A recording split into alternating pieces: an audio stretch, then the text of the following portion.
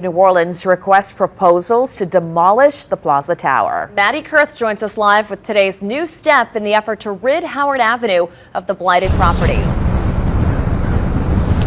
Liz and Megan, the announcement, Mayor Latoya Cantrell called this property an eyesore as it has sat dormant for nearly 2 decades, endangering the neighboring communities. So the city issued a request for proposals to take it down. The city is asking for a comprehensive evaluation of the high-rise's condition and requires the demolition be conducted in a safe and environmentally sensitive manner.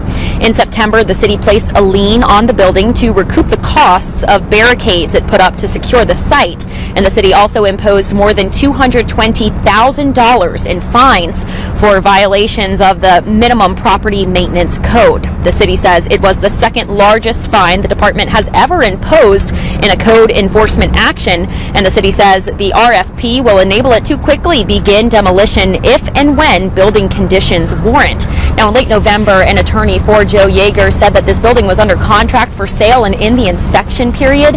Minutes ago, I made contact with Yeager, who said a written statement will be issued in the coming days. Reporting live in New Orleans, Maddie Kurth, Fox 8, Local First.